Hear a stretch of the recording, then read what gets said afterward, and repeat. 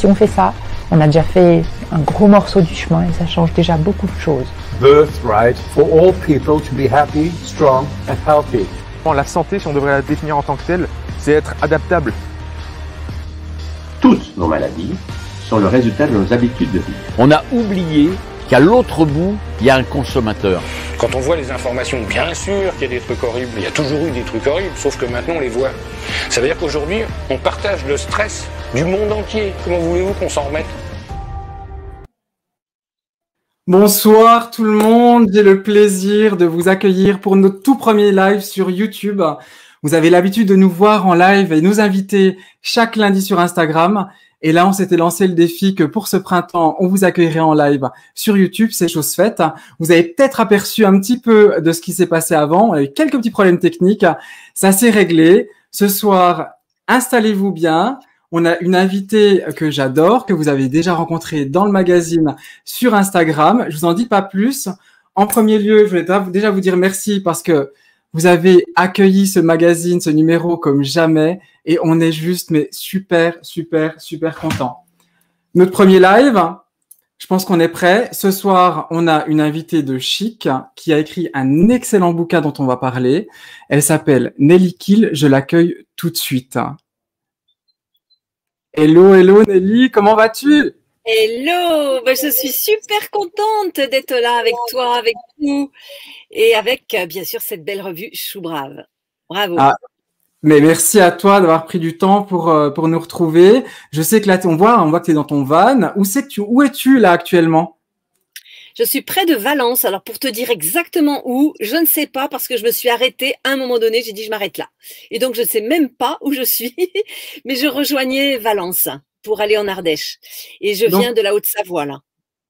Et tu es en pleine van life. Donc, Nelly Kiel, pour ceux qui ne la connaissent pas, pour moi, c'est une personne absolument extraordinaire qu'on a eu la chance, comme je vous le disais avant, d'accueillir dans le magazine, sur Instagram. Et je me suis dit, mais c'est elle que je voulais pour commencer les lives sur YouTube. Nelly, est-ce que tu peux te présenter en quelques mots? Eh bien, je suis une aventurière de la conscience, comme je dis pour beaucoup de personnes, arrivée sur Terre pour un long voyage. Et voilà, je m'en suis un peu remise, c'est arrivé sur Terre. Et là, c'est vrai que je me dirais éveilleuse de conscience après avoir été psychothérapeute, après avoir été coach, et je peux pas ne pas parler de mon chemin de cancer parce que c'est ça qui m'a vraiment permis d'aller vers une autre voie, c'est-à-dire la mienne. Donc moi, ce que j'aime bien souvent dire, qu'effectivement c'est impossible, faisons-le. Voilà, on est souvent limité par des impossibles qui peuvent devenir des possibles si on le décide. Elle a écrit un livre qu'elle a intitulé tout simplement « Oser guérir ». Je vous promets, je vais juste vous lire les 2 premières phrases que je pense que ça dit tout. Du désir de mort au choix de vivre, tout un parcours de conscience qui aboutit à une guérison spontanée de cancer pour Nelly Kiel. Le corps et l'esprit seraient-ils liés pour le pire et surtout pour le meilleur? Et c'est de ça dont on va parler ce soir, si tu es d'accord, évidemment. Évidemment. Je suis very exciting d'aborder toutes ces choses-là qui sont vraiment le chemin de l'humain sur cette terre. Donc, on a champ libre, pas de langue de bois, on peut parler de tout. De tout, pas de souci. Alors, on a préparé cette interview, on a plus papoté qu'autre chose. Je vais pas te ménager. Moi, j'ai une première question pour toi. Parce que ton site internet s'appelle Oser être soi. Tu as créé plein de programmes qui touchent un petit peu justement toutes les facettes du soi. Et ton livre, tu l'as appelé Oser guérir. Oser magnifique, guérir magnifique. Ensemble, est-ce que t'as pas eu peur que ça en dérange quelques-uns? Parce qu'une personne qui est dans un chemin de guérison, évidemment qu'elle a envie de guérir et qu'elle se dit, mais oui, j'ose guérir. Et ton expérience t'a montré que justement, des fois, on se permettait pas forcément toujours de guérir. Donc, pourquoi oser guérir? Oui, oser guérir parce que c'est pas si évident que ça. Moi, j'ai accompagné effectivement beaucoup de malades et quand à la première séance, je leur demandais quelle est votre demande, quelle est votre attente, eh bien, très, très, très rarement, il me disait guérir. Parce qu'il y avait d'autres problématiques à guérir, justement, les relations avec le conjoint, avec les enfants. Et donc, la guérison, elle n'était pas toujours évidente. Et dans mon corps, moi aussi, j'ai expérimenté, à un moment donné, que j'avais envie, pas forcément de vivre, et plutôt de mourir. Donc là, il faut vraiment se recentrer pour se dire, allez, qu'est-ce que je fais? Est-ce que je me laisse aller à la mort? D'un côté, il y avait la mort, de l'autre côté, il y avait la vie, et j'étais au milieu, et je me disais, mais qu'est-ce que je choisis? J'avais vraiment une dualité. Et cette dualité d'être humain, elle, si on en parle un peu avec les personnes, et notamment les malades, eh bien, souvent, ils reconnaissent qu'il y a cette dualité. Ils n'ont pas forcément envie de mourir, mais pas forcément envie de vivre non plus, parce que la vie, elle est parfois un peu compliquée, voilà. Donc, oser guérir, oui, c'était un défi, ce nom-là, ce titre-là, et c'est vrai que ça m'a fait un petit peu peur, et en même temps, j'ai mis 6 ans à sortir ce livre, parce que je l'ai sorti au moment où j'étais prête, et après j'ai dit, eh bien, qu'importe ce qui se passera, je suis dans mon authenticité, dans mon unité, justement, et plus dans la dualité, et j'y vais, et j'assume. À ton avis, qu'est-ce qui nous empêche d'oser, justement? Ah, tellement de choses qui nous empêchent d'oser. Déjà, on arrive sur Terre, c'est un peu le choc pour un certain nombre, hein. Je pense que ça parlera à un certain nombre. On arrive sur Terre, on arrive sur cette Terre de 3e dimension, alors que nous arrivons d'espaces beaucoup plus lumineux, beaucoup plus expansifs. Donc, parfois, il faut avoir un petit peu de temps, un peu d'énergie pour s'en remettre. Et puis, qu'est-ce qui nous empêche d'oser? Eh bien, toutes nos histoires personnelles, familiales, sociétales, généalogiques, on va dire, hein, voilà, et peut-être karmiques aussi, pour ceux qui peuvent entendre ce gros mot. Et voilà, ça fait beaucoup de choses, beaucoup de blessures, de rejets, d'abandon, de trahison, d'humiliation, de persécution. Tout ça, ça arrive assez tôt, et parfois, on a un peu de mal à s'en remettre, donc il faut du temps pour déjà les reconnaître, pouvoir demander de l'aide, et demander de l'aide régulièrement. Je dis que c'est jusqu'au dernier moment de notre vie, jusqu'au dernier souffle. Et petit à petit, on ose. Allez, on y va, on y va, on y va, on ose. Puis après, hop, on retrouve un gros caillou. Et après, bon, voilà, on se fait aider, on travaille sur soi. Et même si j'aime pas trop le mot travailler, mais voilà, on s'éveille à plus de conscience à chaque fois. Et on avance, et on avance, et on ose chaque fois un petit peu plus. Donc, on ose guérir, on ose se nourrir autrement, on ose la femme consciente, on nomme l'homme conscient et puissant, on ose plein de choses. Et l'objectif principal pour toi, ça serait d'oser vivre? Ah oui, d'oser vivre, pas que vivre, hein, parce qu'on peut aussi être dans la survie, vivre comme un mort, comme disait Thich Nhat Hanh. Il vivait comme un mort. On peut être métro boulot dodo et croire que l'on vit, et en fait, c'est pas une vie, c'est de la survie. Donc vivre, oui, mais en joie, en légèreté et en joie. Quand nous avons la joie, comme je l'aperçois là depuis un certain temps maintenant, la joie pour moi, c'est vraiment un bon moteur pour nous dire que oui, nous sommes sur le bon chemin. Dans ton livre, tu parles justement de ces 12 étapes de ce chemin. Est-ce que tu peux nous en dire un petit peu plus, ou est-ce que tu veux qu'on les voie l'une après les autres Eh bien voilà, rebondis sur les étapes et je rebondirai dessus aussi. Oui. Alors, ta première étape pour l'auto-guérison, parce que c'est ça dont parle Nelly dans son livre, c'est de l'auto-guérison. Déjà, première question, est-ce qu'on peut s'auto-guérir?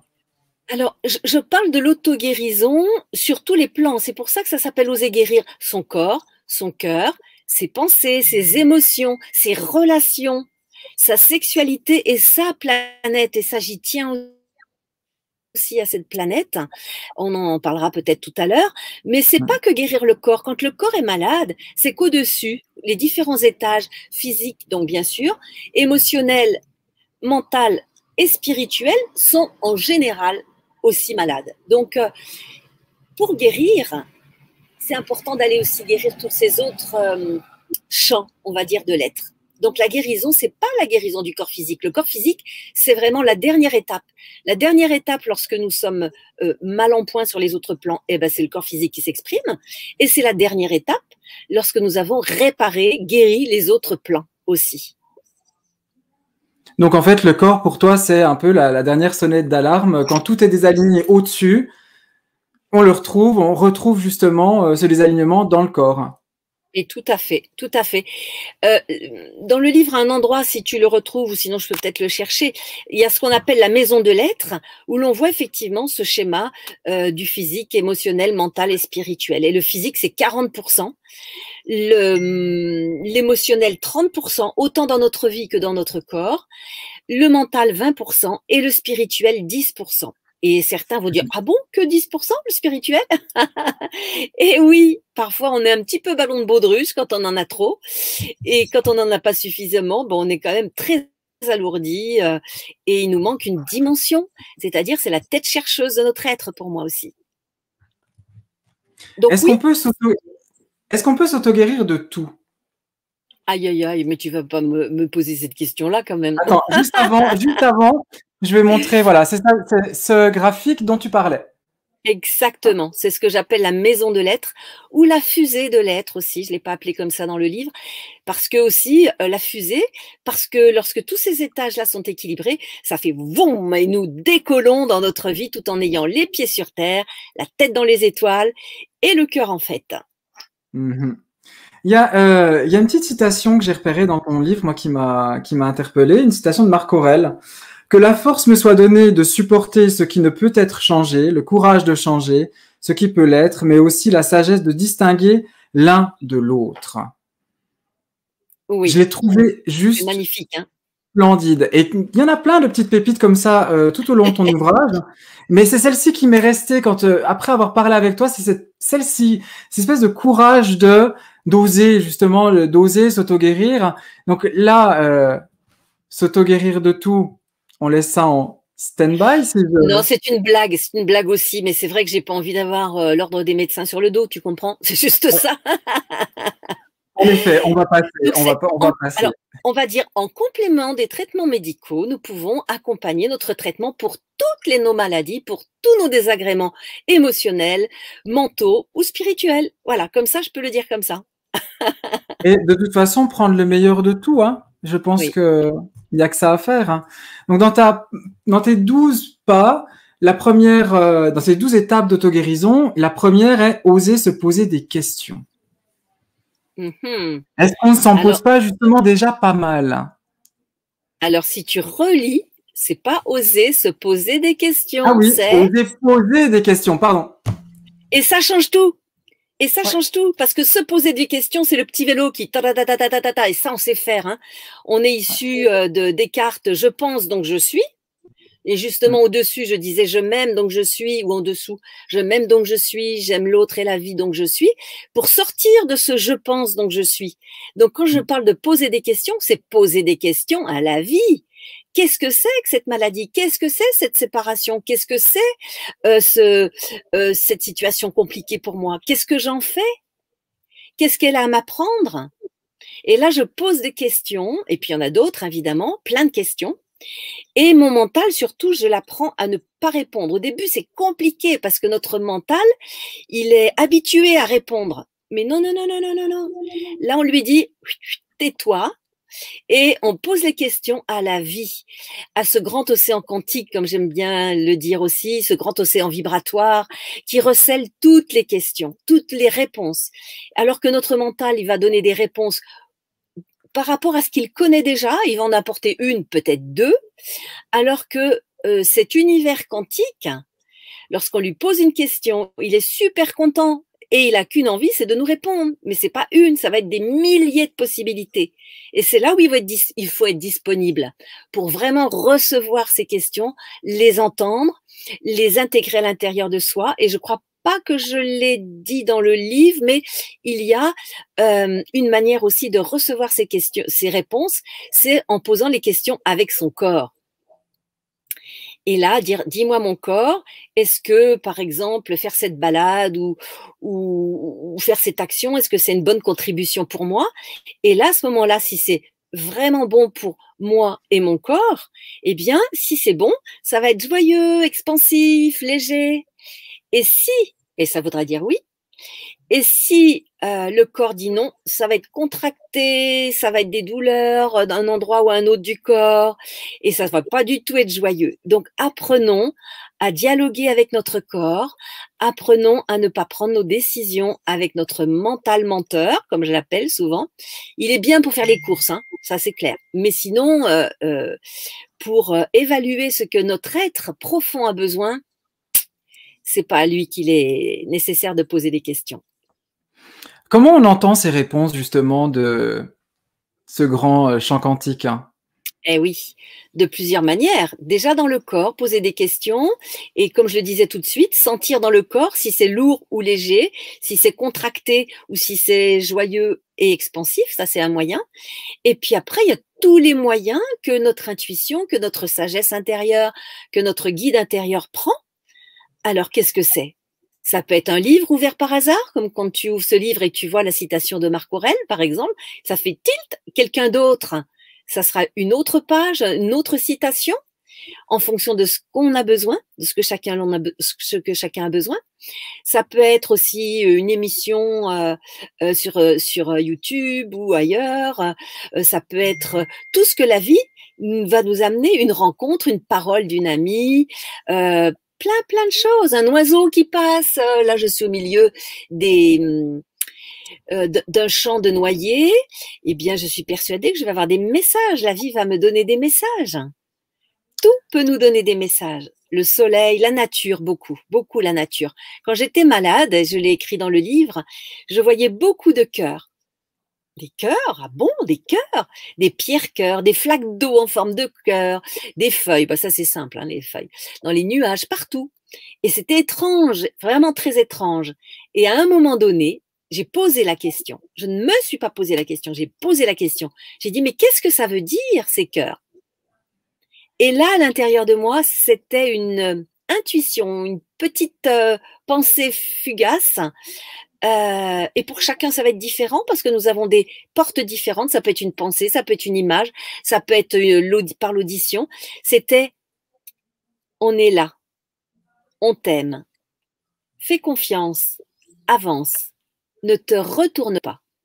Et combien de fois j'ai perçu ça? On est là. Avance, ne te retourne pas. C'était difficile pour moi d'avancer. Et je sais que pour certains aujourd'hui, c'est difficile dans ce contexte qui est celui-ci, d'avancer. Et la vie a envie que nous avancions. Pas que nous faisions du surplace. Ça ne veut pas dire qu'on est obligé d'avancer toujours à toute grande vitesse. Non, non. Mais d'avancer dans son cœur, d'avancer dans son corps, d'avancer dans sa vie et d'oser.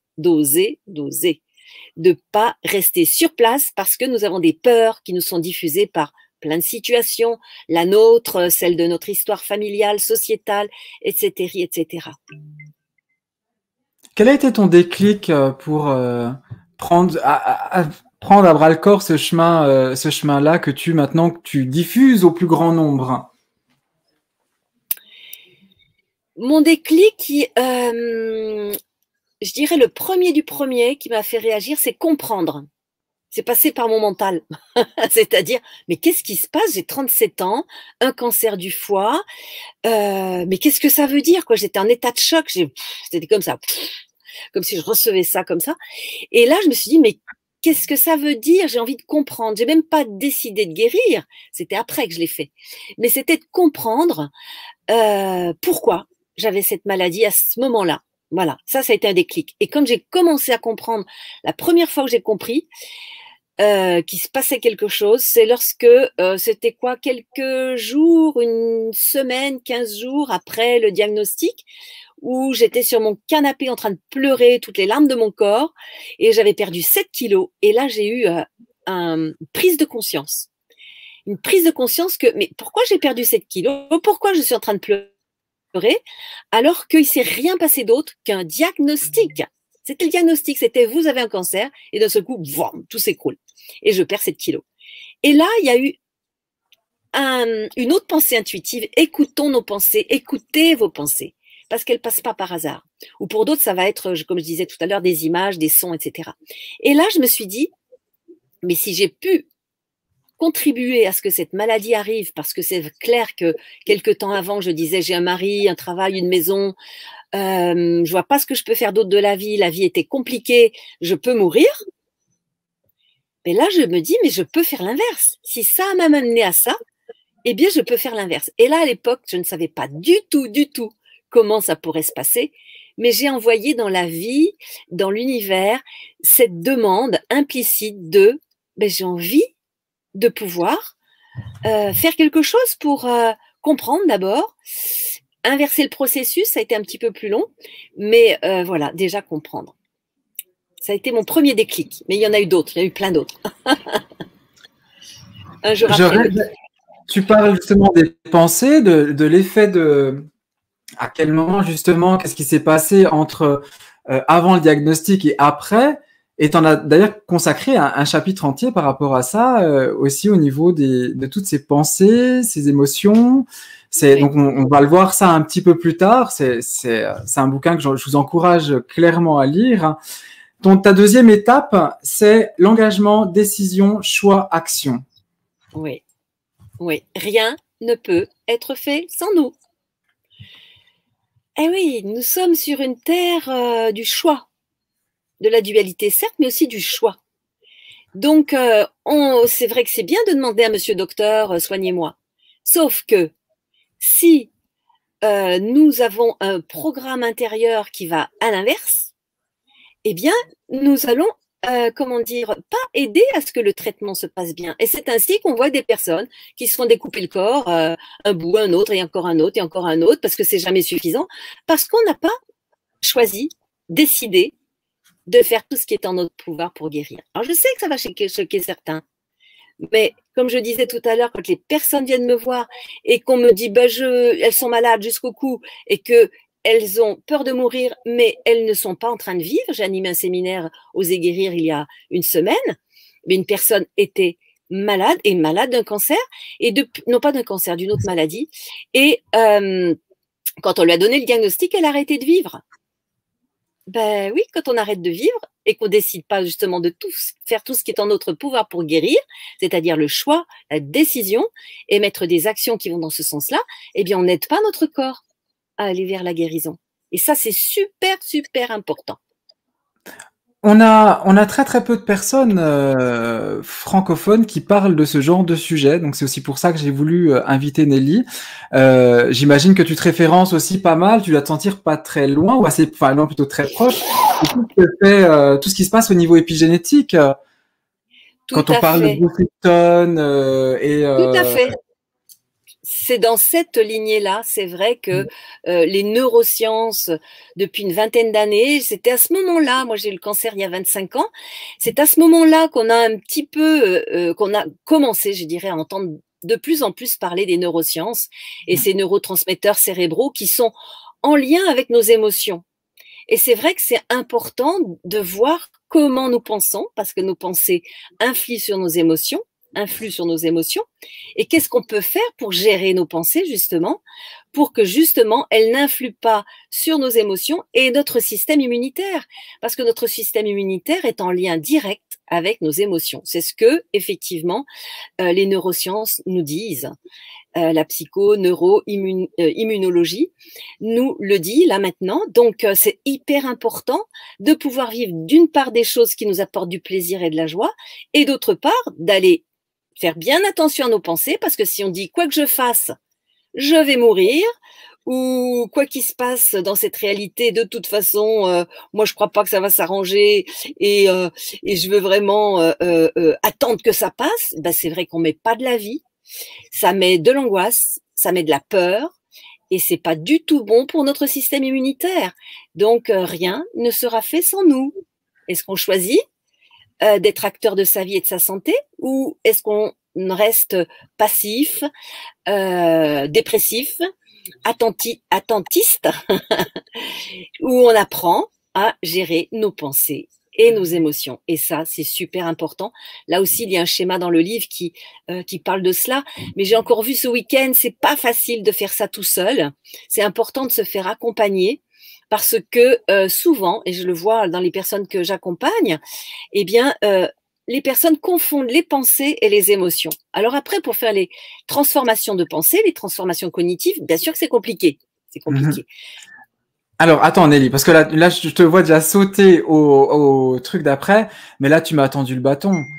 Tu m'as attendu un bâton, mais de 4 mètres de long, je ne peux pas. Et je pense que les gens qui sont là en live avec nous doivent se dire la même chose. Le climat, si les émotions ont autant d'influence que ça sur notre santé,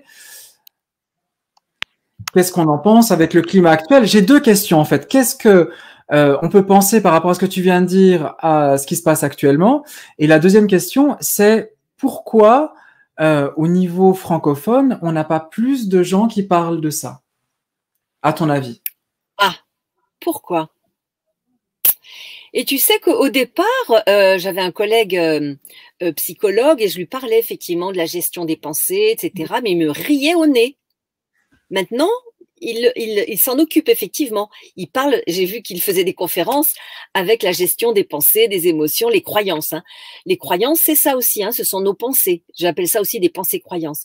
Alors pourquoi en France, au niveau de francophone, on n'est pas axé naturellement vers ça?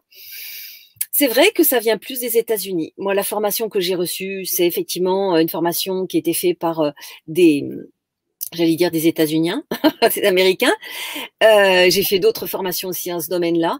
Écoute, j'ai pas forcément de réponse à ce niveau-là, si ce n'est que effectivement, on adore nos pensées et comme effectivement, je pense donc je suis de Descartes. Eh ben, c'est valorisé. La pensée est valorisée et puis on la laisse faire et on n'est pas conscient qu'effectivement nous sommes traversés par des pensées qui sont parasites. Donc apprendre à gérer ça, c'est hyper important. Parce que c'est vrai qu'aux États-Unis, on a quand même 3 stars du domaine qui sont Greg Braden, Bruce Lipton et Joe Dispenza. Donc exactement. En France, on peut pas en citer autant. C'est clair. C'est quand même assez fou. Et puis donc la place est libre en France, donc ça veut dire qu'il faut du monde maintenant. Moi, je suis prête effectivement à former, à informer et effectivement à dire combien c'est important et à expérimenter surtout. Parce que quand on expérimente, mais c'est d'une simplicité. Je sais si quand même pourquoi en France ça n'a pas eu bonne presse. Parce que c'est tellement simple. Certes, ça demande un travail sur soi, certes, ça demande à être accompagné, mais c'est quelque chose de très simple. Et nous, en France, tant que c'est pas compliqué, tant que c'est pas dur, eh bien, on trouve que c'est pas intéressant. Je pense qu'il y a ça quand même. Les Américains sont très pragmatiques, et là, c'est quelque chose de très pragmatique. Et nous, on n'aime pas ça. On n'aime pas ça. En Europe, la vieille Europe, je dis pas que la France, hein. Par exemple, Freud, bah, allez lire Freud, hein. Moi, je lis un peu Freud, mais c'est d'un compliqué. Et en France, si c'est pas compliqué, eh ben, c'est pas valable. Et la première question. Bah, moi, je ne dis rien. Je suis pas, voilà, je suis pas censé. Oui, mais voilà. En off, nous sommes très souvent d'accord parce que j'ai aussi expérimenté ce genre de choses. D'ailleurs, c'est pour ça que dans le magazine, c'est un sujet qui revient périodiquement, sous différents angles, différentes facettes.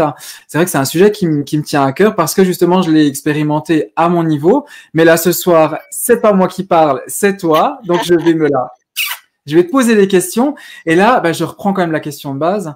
Le climat actuel, quand on pense que la pensée influe à ce point-là sur le système immunitaire, c'est vraiment délétère, c'est vraiment terrible. Et c'est là où on se rend compte que les personnes qui utilisent, on va dire, ces moyens-là savent très, très bien quelle réaction ça va amener dans notre corps, dans nos pensées, dans nos attitudes, dans nos actions. Parce que c'est l'utilisation d'un outil, soit avec une intention, soit avec une autre. Hein. Moi, tant pis, hein, je le dis. Hein.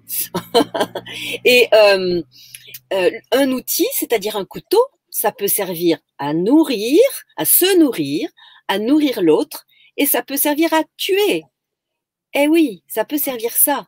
J'avais un ami qui était très étonné des outils que j'utilisais parce que, et notamment ceux-là et d'autres, parce que lui, il avait vu l'utilisation de ces outils, mais à des fins, on va dire, négatives contre l'humain. Je ne donnerai pas de détails parce que, voilà, je veux que ça reste, on va dire, secret. Mais il y a des êtres qui utilisent les mêmes outils que j'utilise, mais contre l'humain. Et là, ce qui se passe actuellement, ces manipulations, on va dire, moi je le vois comme ça hein, quand même, hein, pour nous faire peur, pour effectivement nous faire rester chez nous, ne plus être dans la vie, ne pas nous prendre dans les bras, c'est terrible. Bon, moi je continue, hein, mais quand même, ne pas se prendre dans les bras, ne pas s'approcher, mais c'est vraiment, vraiment mortifère. Vivement que ça s'arrête, mais bon, visiblement c'est pas le moment encore. Mais c'est pour ça que c'est très, très, très important d'apprendre comment fonctionne notre corps humain et comment nous pouvons mettre en place des éléments pour aller bien. En tout cas, ce qui se passe actuellement, ce sont des actions qui ne nous aident pas du tout à aller bien dans notre corps, dans notre cœur, dans notre mental et dans notre spirituel. Tu disais justement que on avait besoin d'engagement pour prendre le chemin de la guérison, qu'on pouvait pas tout laisser sur les épaules de quelqu'un d'autre, sur les épaules d'une pilule ou d'un traitement. Quels sont, toi, tes outils pour que la personne s'engage dans son processus de guérison? Déjà, je vais recevoir que des personnes qui ont envie justement de s'impliquer dans leur processus. Si des personnes, par exemple, on me dit « Ah, j'aimerais bien que mon frère, ma mère, etc. viennent te rencontrer », si la personne n'a pas envie, eh bien, ça ne donnera rien parce que ça demande une implication. Ça demande vraiment de croire en la méthode, de croire que le changement est possible, d'apprendre à développer sa confiance, sa foi, non pas religieuse, bien qu'elle puisse l'être, hein, si c'est son choix, mais sa foi en la vie. Et pour moi, la foi, c'est vraiment une confiance agrandie et l'espoir que les choses peuvent évoluer. Donc ça, c'est vraiment important. Et tu me disais quoi d'autre? Là, il me semble que j'ai peut-être dérivé. Non, mais dérive, tu sais, tu es à la maison, donc tu dérives absolument où tu veux. Hein, j'entends bien, mais je veux aussi répondre à ton questionnement qui est toujours très judicieux. Je te pose la question, c'est quels sont les outils que tu peux mettre en place pour que la personne s'engage en fait dans son processus de guérison? Oui. Donc, on a bien compris qu'il fallait être déjà décidé, mais après, est-ce que tu as des petits trucs justement qui peuvent aider à déverrouiller le mental et se mettre un peu plus les mains dans le cambouis?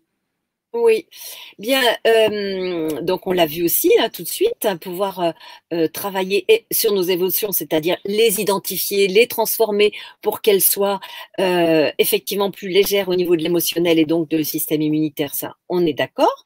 Ça permet aussi de poser des actions qui vont être différentes.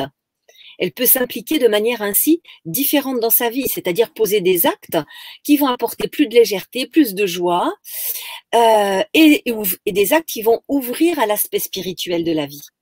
Et ça, c'est très important.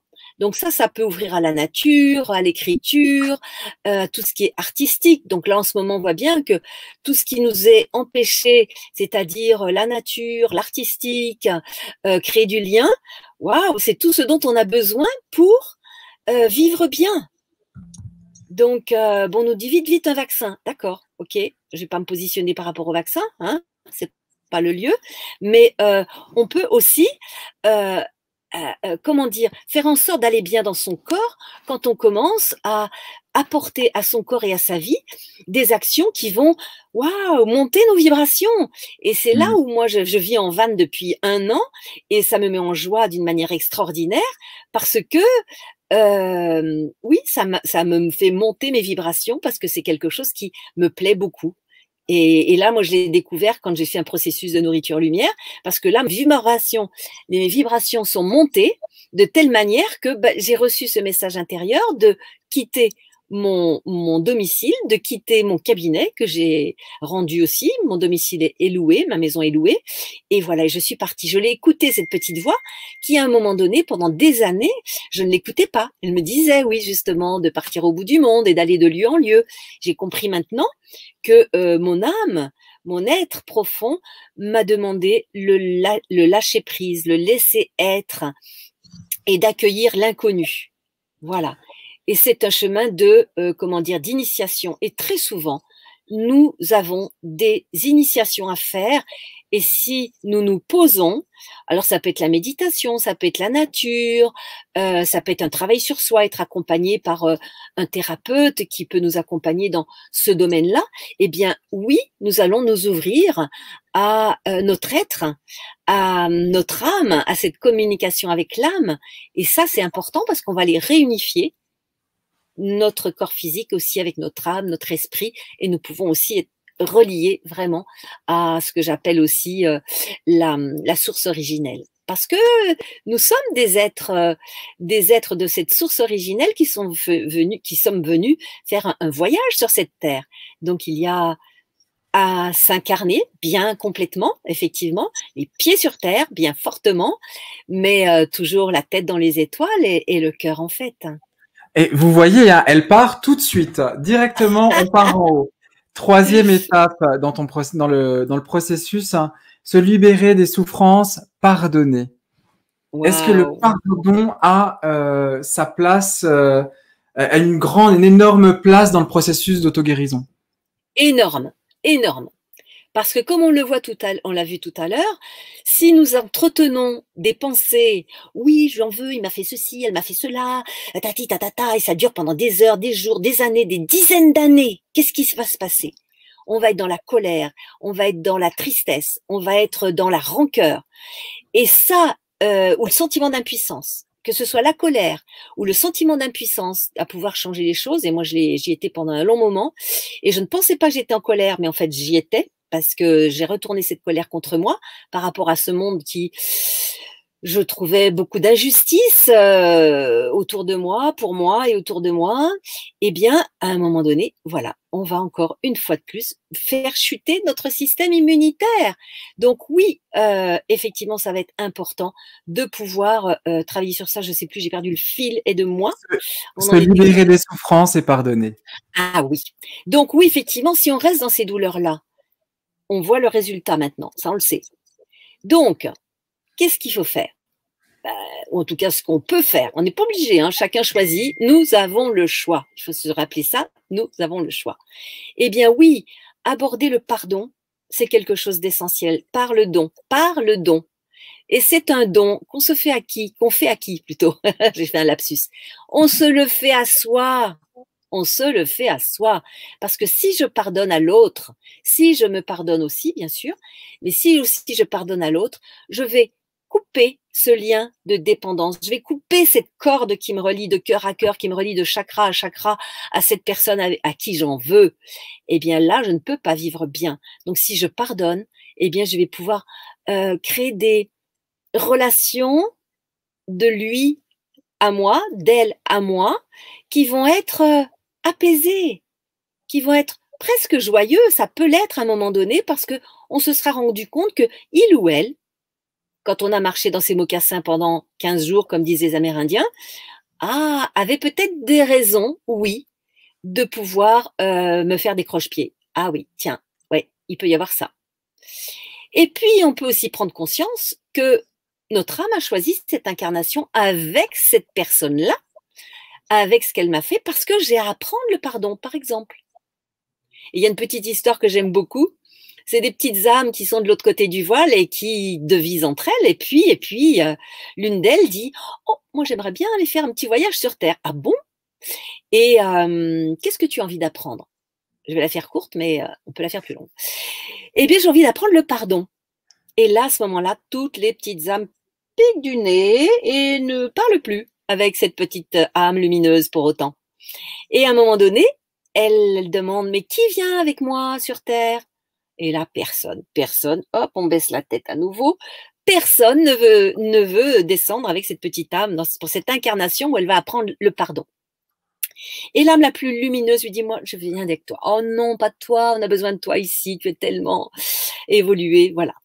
Et en fait, elle dit, mais pourquoi tu veux venir avec moi, toi? Mais je t'aime tant. Je t'aime tant que j'ai envie que tu apprennes le pardon. Vous imaginez la suite là un peu? Eh bien, cette âme extrêmement lumineuse, elle va jouer le rôle du bourreau, du violeur, du parent empêchant de vivre, de l'ami, de l'amant, du chéri qui va partir, etc., quoi. Toutes les situations de vie qui sont douloureuses. Donc, quand on prend conscience à un moment donné, et c'est pas tout de suite en général, hein, il faut un petit peu de temps, mais là, je vous le fais court, hein, je fais des raccourcis, que effectivement, nous avons pu choisir ces expériences douloureuses, et ça, c'est pas drôle. Les premières fois qu'on l'entend, là, on dit non, c'est pas possible. Eh bien, ça aide vraiment beaucoup pour pardonner. Et au bout du bout, vous savez quoi? Eh bien, quand on en arrive là, il n'y a même plus besoin de pardonner. Il n'y a même plus besoin de pardonner. Pourquoi? Parce qu'on sait que ça a eu du sens, que ça a du sens pour m'apprendre ce que j'ai à apprendre, le pardon, le détachement, l'amour de soi-même. Parce que quand on pardonne, souvent on me dit « Ah oui, mais si je pardonne, il ou elle va recommencer. » Non! Ça veut dire que je ne lui en veux plus, que je n'ai plus d'émotion vis-à-vis de cette personne par rapport à ces situations-là. Mais je ne vais pas me remettre dans les bras, dans les pattes de cette personne qui m'a violée, qui m'a trahi, qui m'a abandonné, qui m'a... Toutes les blessures, hein, on peut passer toutes les blessures. Il y a des richesses pour tout ça. Donc, voilà, je ne vais pas me remettre dans cette situation. Je pense à une de mes patientes qui a eu un père abuseur pendant des années. Au bout d'un certain temps de thérapie, parce qu'il a fallu qu'elle pleure des seaux de larmes, qu'elle livre sa colère, sa tristesse, son sentiment d'injustice, pour arriver enfin à pardonner, parce qu'on a fait ces exercices de pardon, il y en a 5, 6, 7, 8, enfin il y en a plein, et mais elle m'a dit, mais je ne reprends pas contact avec lui. Ben oui, c'est ok, on n'est pas obligé de reprendre du lien si ce lien est toxique. Parce que, au bout du bout, on a à apprendre à s'aimer soi. La dernière personne à pardonner, c'est soi, parce que j'ai permis quelque part que ça arrive. Exactement, pour après arriver à « je m'aime donc je suis ». Yes. Et oui, et ça encore ce week-end, je l'ai vu, hein, c'est pas gagné tout de suite de s'aimer. On le sait bien maintenant, hein, toutes les revues en parlent. Ça fait des années, les revues de psychologie, les bouquins et tout. Il faut s'aimer. Mais comment faire? Mais comment faire? Exactement, parce qu'on en entend parler, on le sait, ça tombe sous le sens, mais c'est au moment où on y arrive vraiment qu'on se rend compte qu'on n'y est pas arrivé avant. Est-ce que tu es d'accord avec ça? Bah, complètement, oui. Bien sûr, bon. C'est un chemin, le chemin de guérison de notre corps, de notre vie, de notre cœur. C'est un chemin de prise de conscience. Alors oui, on a des prises de conscience à certains moments. Moi, j'ai parfois des personnes qui me disent « Oh, ben, j'ai fait 1 an de thérapie, ça y est, maintenant, tout va bien. » Bon, moi, je dis rien, hein. je dis rien. Mais je sais bien que c'est par couches successives. Parce que la vie, elle nous amène chaque fois des situations nouvelles. Mais au bout du bout, oui, c'est comment nous pouvons apprendre à nous aimer. Eh bien, parfois, ça va être, alors que j'ai passé des années à accompagner les personnes, à conserver du lien avec leur entourage. Et parce que c'était important, je pensais que ça ne passait que par ça, l'amour. C'était aussi aimer l'autre, quel que soit ce qui se passe. Et je me suis rendu compte d'une chose, c'est qu'à certains moments, eh ben, ça peut être aussi s'aimer et ne pas entretenir des liens qui vont être nocifs et qui vont être destructeurs pour soi. Ça passe par ça. Et c'est pas facile. Je l'ai vécu aussi parce que j'ai toujours cherché à créer du lien. Et à un moment, on m'a dit, mais non, pourquoi créer du lien? Créer du lien? Ben non. Ben oui, peut-être que créer du lien, c'est pas ça, à certaines fois. Mais c'est important d'aller voir jusqu'où nous pouvons aller. Et peut-être qu'à un moment donné, c'est pas de lien. Et ça nous apprend le détachement et ça nous apprend l'amour de soi. Tu dis justement, nous avons le choix, nous avons aussi, je pense, le choix de peut-être choisir justement avec qui nous lions quelque chose, mais on connaît tous justement la problématique qui arrive dans un cercle dont on s'autoriserait pas à se détacher, d'avoir une relation un petit peu toxique, comme tu le disais là avec cette personne qui avait une relation avec son papa qui était toxique. Comment se défaire de ces choses-là? Comment choisir et délaisser certaines relations, certains liens avec certaines personnes? La vie, faut pas oublier, la vie nous veut du bien. Nous sommes pas venus là sur Terre pour souffrir. Ça, c'est encore une injonction, c'est une croyance. qui nous a été donné, que nous devons accoucher dans la souffrance, que nous devons travailler dans la souffrance. D'ailleurs, travail, hein, on sait bien que c'est de la souffrance, c'est Travers, je crois, enfin je sais plus, bon voilà, c'est la souffrance en tout cas. Tripalium, en fait. Ça vient d'aller retirer les tripes, tripalium, je crois. Voilà. C'est pas ça? Il me semble. Oui. On vérifiera. Et du coup, c'est très souffrant. Alors l'amour, n'en parlons pas. Hein, on nous a dit que l'amour, c'était souffrant aussi. Tout est souffrant. Est-ce qu'on peut, là, aujourd'hui, choisir de décréer toutes ces croyances qui font que la vie doit être souffrance? Les ramener au point zéro de création, à la source originelle. Et choisir aujourd'hui que l'amour peut être beau, joyeux, respect pour soi et pour l'autre, que le travail, eh bien, on le fasse que si ce sont des activités qui nous épanouissent. Alors, on va dire, ah oui, mais c'est pas possible. Si, c'est possible. Bon.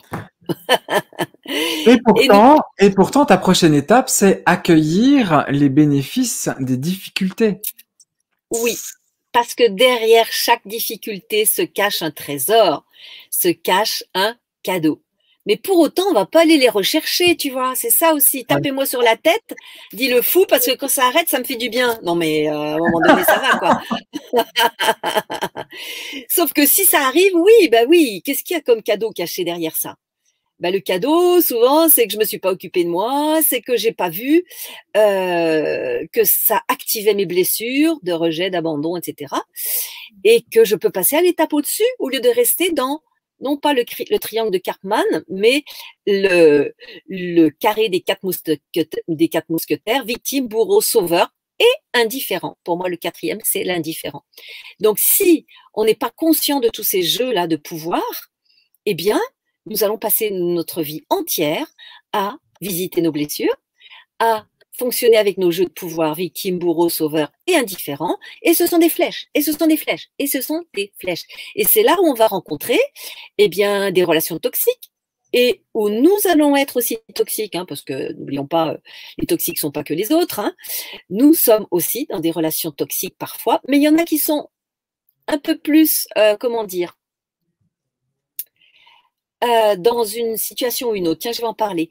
Les personnes notamment qui recherchent l'amour, la gentillesse, qui sont hypersensibles, qui aiment, je dirais, la beauté, la simplicité, souvent, si elles n'ont pas travaillé sur elles-mêmes et sur leur affirmation d'elles-mêmes, elles vont rencontrer des personnes qui ont vu qui elles sont. Parce qu'elles ont des capacités aussi. Ce sont des hypersensibles, donc des capacités, on va dire, quel mot je pourrais dire, des capacités, je trouve pas le mot, des personnes extra-sensibles, hein, des capacités, on va dire, nos capacités de super pouvoir. Je trouve pas le mot là dans l'instant. Voilà. Hein. Et ça, les personnes-là ne le savent pas. Elles sont avec d'hypercapacités sans savoir qu'elle les possède. Par contre, la personne toxique, elle l'a repérée. Elle l'a repérée parce que souvent, ce sont des personnes très intelligentes, sensibles. Et la personne toxique l'a repérée et elle va la mettre en difficulté. Alors, la juger, la casser, l'arrêter. Waouh! Christelle Petit-Colin, justement, parle de ces personnes avec ces super pouvoirs, des hyperesthésiques. Peut-être c'était ça le mot que tu cherchais avant. Des personnes qui pensent à une vitesse grand V, qui ont une sensibilité, des sens très très développés, hyperesthésiques. Voilà. On peut dire zèbre, on peut dire haut potentiel. Enfin, j'ai encore pas trouvé le mot qui me correspond. Si voilà, je pose la question. Quel mot il me convient pas non plus, c'est trop compliqué. Il me faut des choses plus. Il me faut des choses plus joyeuses, plus colorées, hyperesthésiques. Non, pas pour moi. Mais voilà, ça correspond à ce type de personne, effectivement. Effectivement. Donc, c'est important d'apprendre qui nous sommes, comment nous fonctionnons. Et quand nous avons compris, parce qu'il y a beaucoup de personnes comme ça aujourd'hui sur cette terre, nous sommes venus à ce moment-là de cette fête finale là, hein, et nous avons en général pas compris que nous sommes des personnes avec ces qualités-là. Et quand nous le comprenons, waouh, ça permet vraiment de se faire confiance, de pouvoir apprendre à gérer ces qualités-là D'ailleurs, voilà, j'ai envie un jour là je vais développer quelque chose, un séminaire là-dessus, pour pouvoir justement vivre en amour avec soi et savoir dire non quand nous ne sommes pas respectés, parce que ces personnes-là se mettent dans ces situations où elles ne sont pas respectées. Et bien sûr, puisqu'on est dans oser guérir, ça amène effectivement, on revient encore, la déprime immunitaire, parce que nous sommes dans des pensées et des émotions douloureuse, mais qu'est-ce que j'ai fait, qu'est-ce que j'ai pas fait, qu'est-ce que je devrais faire, qu'est-ce que je pourrais ne pas faire. Et pendant ce temps-là, nous sommes dans des douleurs. Les sentiments, des douleurs physiques. Les émotions, c'est vraiment quelque chose qu'on retrouve quasiment à chaque étape, même quand on entend t'écoute parler, les émotions sont à chaque couche quasiment. Oui. Tu as un super tableau qui a retenu mon attention, c'était justement je vais le retrouver. Je vais mettre un post-it pour celui-là. La transformation des pensées et des émotions. Pourquoi oui. Est-ce que tu peux nous parler un petit peu de ce tableau? Je sais qu'on saute quelques étapes là au niveau du processus, de ces 12 étapes, mais vu que là tu parles plusieurs fois de des émotions dans toutes ces étapes, je pense que là il est temps que tu nous parles du processus des pensées et des émotions.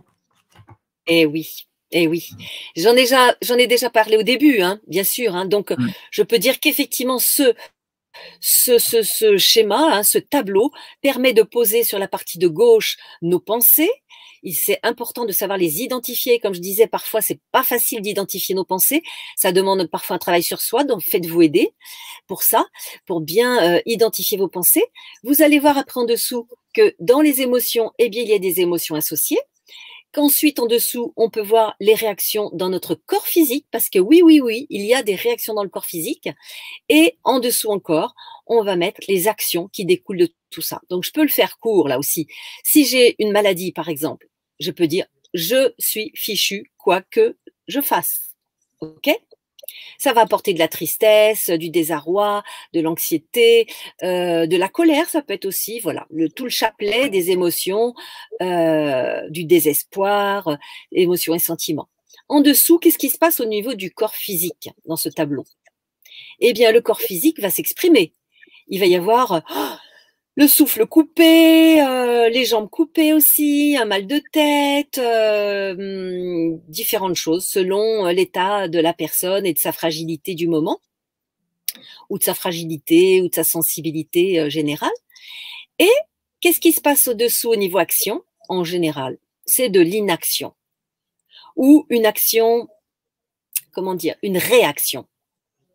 Une réaction où on peut agresser l'autre, où on va tourner en rond dans son appartement ou sa maison, où on va rester couché avec la couette jusque-là en attendant que les choses changent, mais ça ne changera pas sans nous, hein, ou en attendant la mort. D'accord?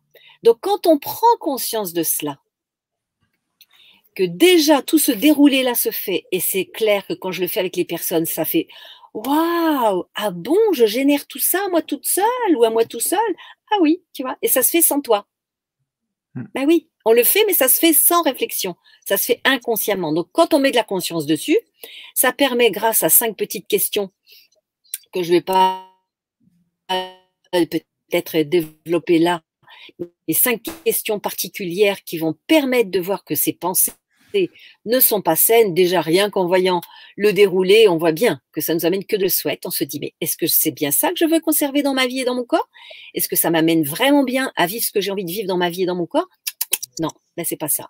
Donc, dans ce cas-là, nous avons la possibilité de changer. Et au lieu, par exemple, de dire ce que je disais tout à l'heure, j'ai une maladie, quoi que je fasse, je vais mourir, ou bien je viens d'être séparée dans mon couple, je vais rester toute seule toute ma vie, personne ne va m'aimer, je vais finir ma vie toute seule, par exemple. Hein, c'est le même déroulé après. Hein. Eh bien, je vais pouvoir dire, j'ai une maladie, je choisis de faire tout ce qui est en mon pouvoir pour guérir, je vais regarder à droite et à gauche ce qui va m'aider à guérir. Ou bien si j'ai une séparation, je vais dire ok, bah, je suis séparée, ok.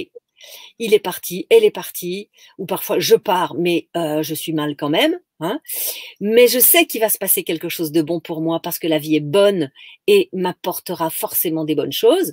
Qu'est-ce qui se passe en dessous au niveau émotionnel? Ah, ben c'est plus léger, il y a de la confiance, il y a de la joie, il y a de la paix, il y a de quoi d'autre encore, voilà, tout ce qui va apporter du bien-être, de l'apaisement. Après, au niveau du corps physique, je pose toujours la question, quand vous êtes dans ces pensées-là, dans ces émotions-là, que ressent votre corps? Ah ben en général, c'est de l'apaisement, c'est de la tranquillité. Il n'y a plus tous ces nœuds qui se passent. Et au niveau de l'action, qu'est-ce qui se passe? Ah, mais là, j'imagine que je vais pouvoir être en action créatrice, faire des bonnes choses pour ma santé, passer à l'action. Ben, si le chéri ou la chérie est parti, eh ben, je vais faire des activités, je vais aller voir mes amis. Tiens, tous mes amis que j'ai pas vus depuis 10 ans, ben, je vais aller les contacter. Cette activité-là que j'ai pas fait parce que ben, je faisais autre chose pendant que j'étais en couple, je vais la faire.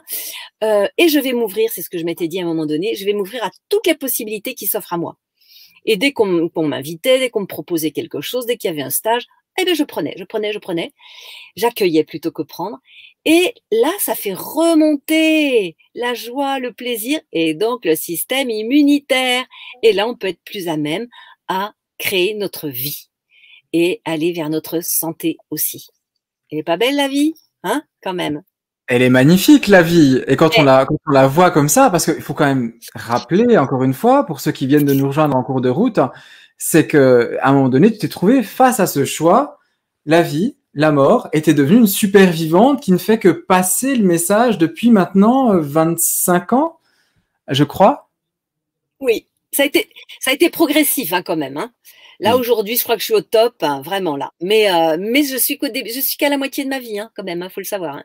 Donc, je sais pas ce que sera demain et dans 10 ans, hein, mais je ne m'arrête pas là. Non. Ce n'est que le début. Donc là, dans les autres étapes, on retrouve évidemment développer, comme tu l'as un petit peu parcouru, développer sa créativité, reprendre confiance en soi, et j'en passe.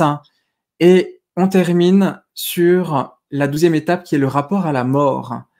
Rapport à la mort qui est, on va dire, implicitement là en permanence depuis plus d'1 an. Oui. À ton avis, qu'est-ce qui cloche au niveau du rapport à la mort qu'on a maintenant en 2021? Waouh.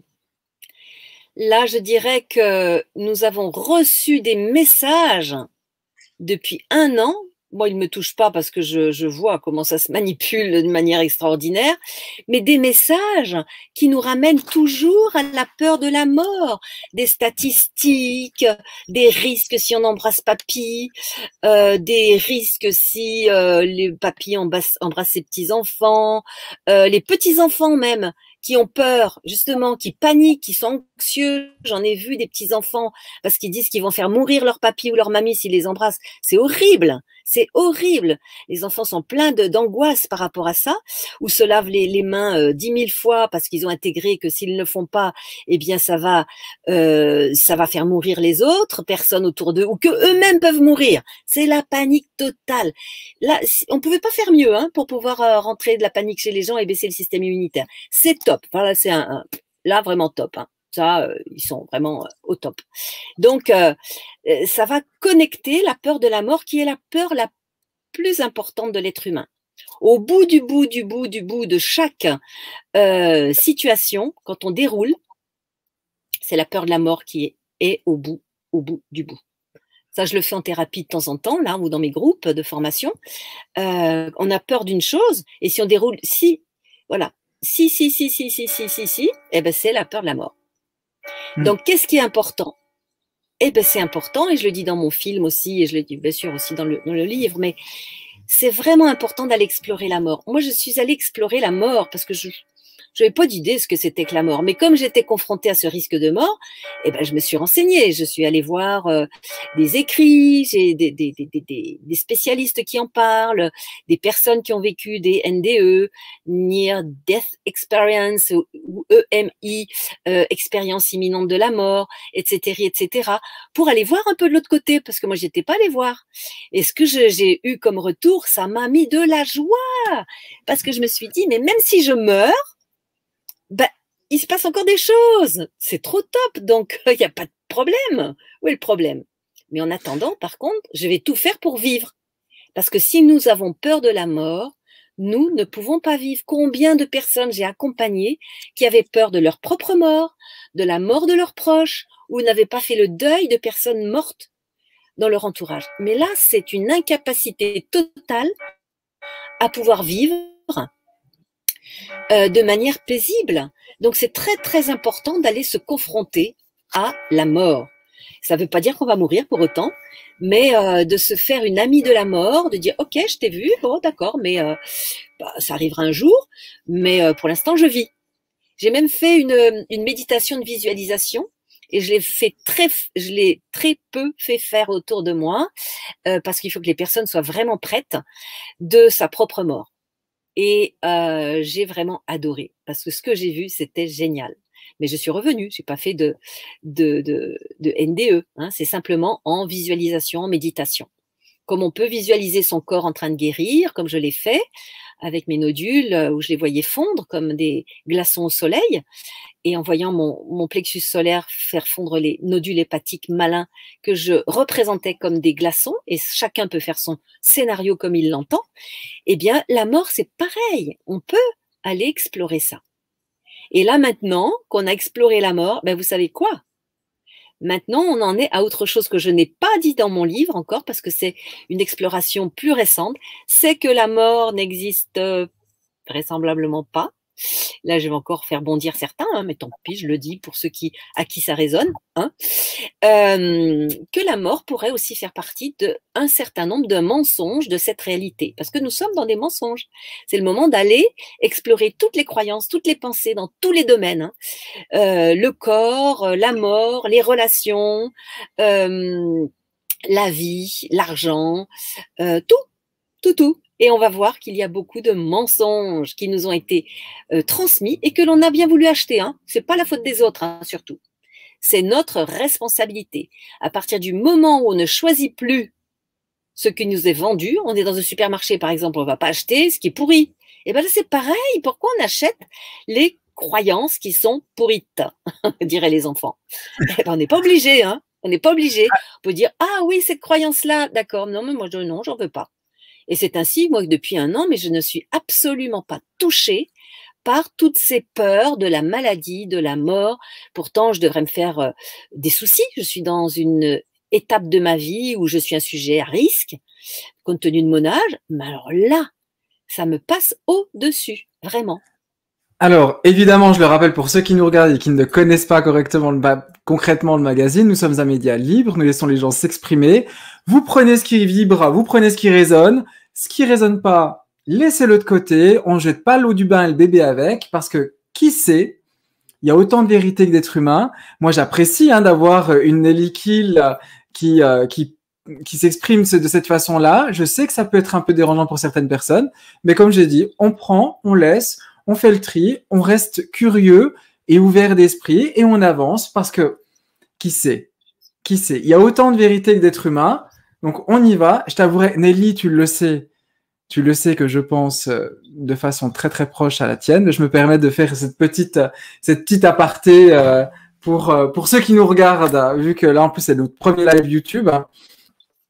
Nous avons le choix et tu voulais parler de la planète. Hein. On a parlé de soi, du rapport à l'autre, du rapport à son corps et au reste, notre rapport à la planète. Quel choix avons-nous par rapport à cette planète-là?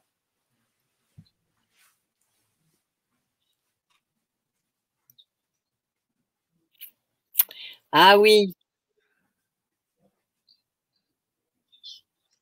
Ah, on a un petit décalage. Oui. Il y a un petit décalage là dans la voix là. Donc oui, chacun déjà va prendre ce qui lui convient, ce qui lui correspond et que chacun laisse ce qui ne lui convient pas, c'est tout à fait bien. Oui, c'est ce que j'étais en train de dire là. Ouais. J'espère que ça va pas couper. Est-ce que tu entends là? Alors, nous, on Est-ce que tu entends t'entend. bien? On t'entend un peu en décalé, mais on t'entend. Donc D'accord, bah, là, ok, bon bah super. Alors, d'accord. et les choix Donc, par rapport à la planète? La planète, nous faisons partie d'une globalité dans l'unité. et la planète qui nous accueille, cette mère Terre, Gaïa, et ces êtres humains qui sont sur cette planète. J'ai découvert en étant malade que pour guérir, c'était pas suffisant de vouloir guérir pour mon petit corps, pour ma petite vie, mais que si je choisissais quelque chose qui était plus grand que moi, c'est-à-dire la planète, c'est-à-dire donc les animaux, les végétaux, les minéraux, tous les règnes, eh bien, j'allais être aspirée par ça et ça allait me dépasser, ça allait m'apporter un grand plaisir et moi, j'allais surtout apporter aussi à cette planète et à ces êtres humains. Et ça, je crois que vraiment, ça m'a tiré en avant et que ça m'a évité d'être dans mon petit ego de petite Nelly qui allait guérir pour ma petite vie et mon petit corps. Et c'est en ce sens-là que je parle de la planète, parce que, comme disaient les Amérindiens, la Terre n'appartient à personne, elle nous est prêtée. Donc si elle nous est prêtée, eh bien il est important de lui apporter aussi en échange et d'apporter aussi à notre humanité pour ceux qui le souhaitent. Et là, pour moi, c'est vraiment un engagement important de pouvoir apporter aux autres ce que je suis, ce que je peux. Et pour les autres personnes, je me rends compte que c'est aussi très important. Oui, et j'imagine que tu as remarqué qu'il y a quand même de plus en plus de personnes qui sont maintenant prêtes et ouvertes à aller voir un petit peu plus loin ce qui se passe. Nelly, c'était un plaisir de t'avoir en direct sur le Chou Brave. Je suis hyper content d'avoir commencé ces émissions live avec toi.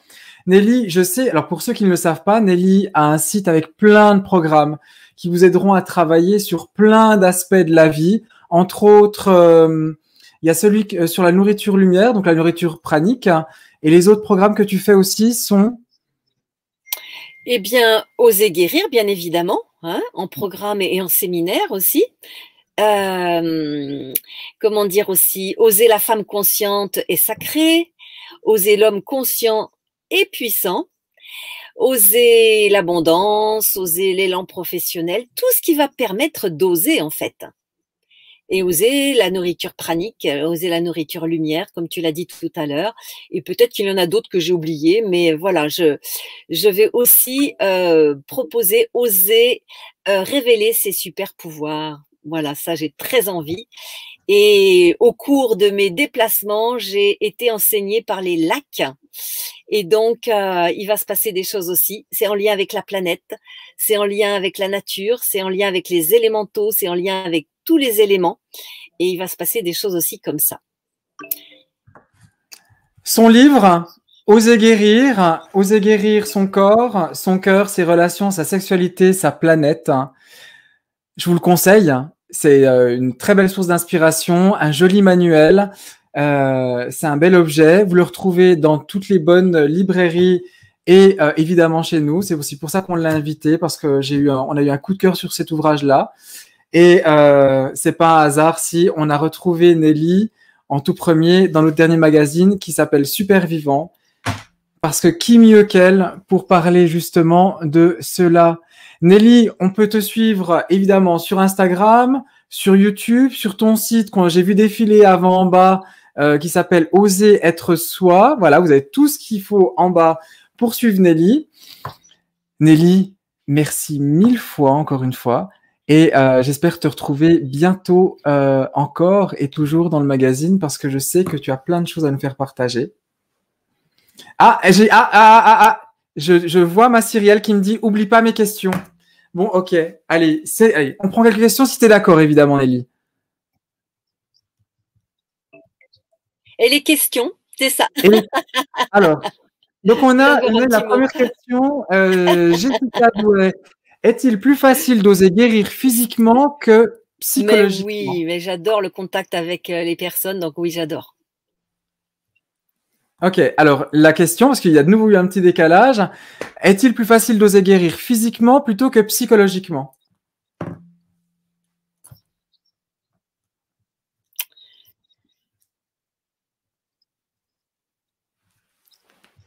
Moi, je dirais que les deux sont liés. Donc, encore une fois, ne séparons pas les deux. c'est vraiment important de pouvoir guérir les deux en même temps. Ok. Je pense que c'est simple, c'est court et clair. Cyrielle.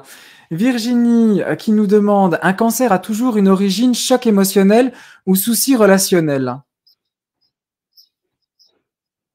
Est-ce que en tout cas, dans tous les accompagnements que j'ai faits, j'ai vu qu'il y avait un lien. Allons voir ce qui s'est passé dans les 18 mois, 2 ans précédant une maladie, un cancer ou une autre maladie. Souvent, il s'est passé des événements marquants, très douloureux, ou alors des petits événements rapprochés qui ont fait que, encore une fois, les pensées, les émotions ont chuté. Donc, allez voir, vous allez voir. Et après, bien sûr qu'il faut en faire quelque chose, hein, et pour pouvoir le guérir, et ce qui va permettre de guérir aussi le corps. Je me permets de rajouter qu'il y a quand même pas mal de professeurs qui, depuis une trentaine d'années, planchent là-dessus et ont lancé des études qui prouvent justement aussi ceci. C'est une petite parenthèse que je me permets. Deuxième question de Virginie. Ma deuxième question, comme arrive à un tout jeune enfant de se guérir d'un cancer alors qu'il n'a pas conscience du danger? Ouais, je comprends pas trop la question là, parce qu'il peut manquer un mot ou deux. Comment arrive-t-on, oui, c'est ça, à accompagner un enfant? J'ai accompagné des enfants et en fait, la visualisation de guérison peut être vraiment expliquée aux enfants et ils peuvent vraiment visualiser leur partie de corps malade en, je sais pas, en mettant de la lumière dedans, en faisant un petit peu un nettoyage avec leurs armes, je dirais. Il y avait un enfant qui faisait ça. Il prenait son petit pistolet magique et puis il allait faire exploser les cellules qui correspondaient pas bien à son corps. Puis après, il mettait des petites graines pour faire pousser des fleurs. Le mental aime vraiment beaucoup les images. Donc, on peut aller piocher là-dedans et les enfants sont très friands de cela puisqu'ils regardent des dessins animés. Vous leur faites faire un petit dessin animé qui va concerner, entre autres, sa guérison. Mais bon, voilà, c'est une partie de la réponse, hein, bien sûr. Jessica, nos émotions sont-elles aussi impactantes sur notre santé que nos pensées? Oui. C'est les pensées qui influent. Les pensées influent sur les émotions, donc c'est quelque chose de global. Oui, oui. Si on pouvait, prendre de la distance par rapport à nos pensées, nos émotions, les ramener au point zéro de création, à la source originelle, et se référer plus à être, à notre être, savoir, être et recevoir. Être, savoir et recevoir, ça va nous permettre de sortir de ce schéma pensée-émotion et de pouvoir être plus dans la réception de ce que la vie dit en nous et autour de nous. C'est un petit job, mais on va y arriver, hein. Il n'y a pas de souci. En tout cas, si une personne l'a fait, c'est que 7,5 milliards peuvent le faire aussi. Exactement. Réa qui te demande, et toi, qui t'a accompagné? J'ai eu beaucoup de personnes qui m'ont accompagnée, donc c'est clair que je peux pas nommer tout le monde, on va dire, hein, mais autant des personnes, je dirais, physiques, humaines, que des êtres, on va dire plus spirituels. Parce que quand je faisais mes visualisations où je demandais à ma sagesse intérieure si j'allais guérir, ben, j'avais des êtres spirituels qui se présentaient. Je me disais, je pourrais jamais en parler parce que je vais paraître folle, mais mais en fait, voilà, tout est là, tout est là. Des noms, bah c'est vrai que c'est pas forcément obligatoire, hein, mais en tout cas, oui, il y avait beaucoup de personnes qui m'ont accompagnée. Et c'est pour ça que tu accompagnes maintenant à ton tour beaucoup de personnes, j'imagine. Oui, exactement, exactement. C'était la dernière question. On va s'arrêter parce que en plus je la trouvais excellente. Je te remercie 1000 fois, Nelly. Prends grand soin de toi. Reviens au Chou Brave absolument quand tu veux. Et avec plaisir. Et pour ceux qui nous ont suivis ce soir, merci. Ça a été notre tout premier live. Ça a été un peu compliqué au niveau de la technique. Nous y sommes arrivés. Voilà. Maintenant, on va vous concocter un programme de fou pour cette année. Vous n'oubliez pas, le magazine est toujours dispo. Nous sommes un média 100% indépendant, 0% de publicité, 100% de contenu non subventionné, donc totalement libre. Et j'insiste là-dessus, non subventionné, donc totalement libre. N'hésitez pas à nous soutenir, à nous suivre. Prenez grand soin de vous et à tout bientôt pour un prochain live.